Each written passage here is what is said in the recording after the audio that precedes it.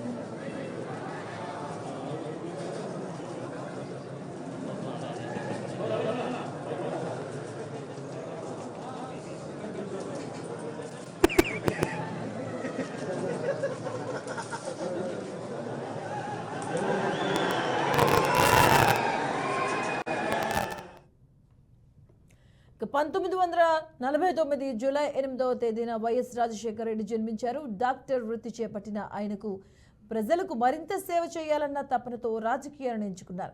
కడప ప్రాంతంలో ₹1 వైద్యం చేసిన వైద్యుడిగా ఆయనను ఎప్పటికీ తలుచుకుంటారు.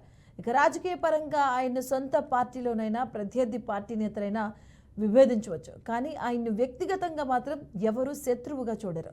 తెలుగు రాజకీయాల్లో ఎన్టీఆర్ తర్వాత అంతటి పేరును ఇంటింటా మారుమోగే ఒక పేరు వైఎస్ఆర్.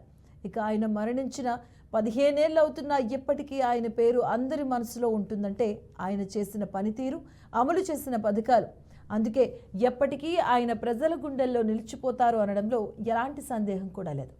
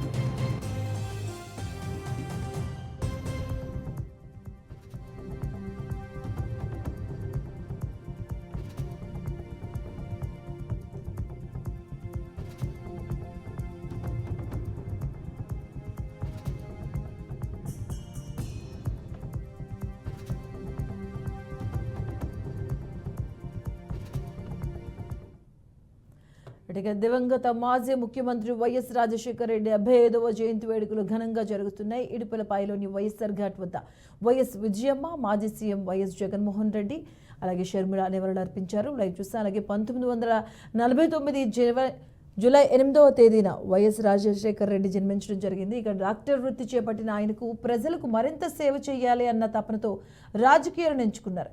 ఇక కడప ప్రాంతంలో ₹1 వైద్యం చేసిన వైద్యుడిగా ఆయనకు ఇప్పటికీ తలుచుకుంటూ ఉంటారు. ఇక రాజకీయ పరంగా ఆయన సొంత పార్టీలోనైనా ప్రత్యర్థి పార్టీ నేతలైనా విభేదించవచ్చు, కానీ ఆయన వ్యక్తిగతంగా మాత్రం ఎవరు శత్రువుగా చూడరు.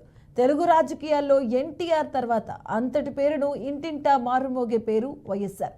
ఇక ఆయన మరణించి 15 ఏళ్ళు అవుతున్నా ఇప్పటికీ ఆయన పేరు అందరి మనసులో ఉంది అంటే ఆయన చేసిన పనితీరు, అమలు చేసిన పథకాలు, అందుకే ఎప్పటికీ ఆయన ప్రజల గుండెల్లో నిలిచిపోతారు అనడంలో ఎలాంటి సందేహం ఉండదు.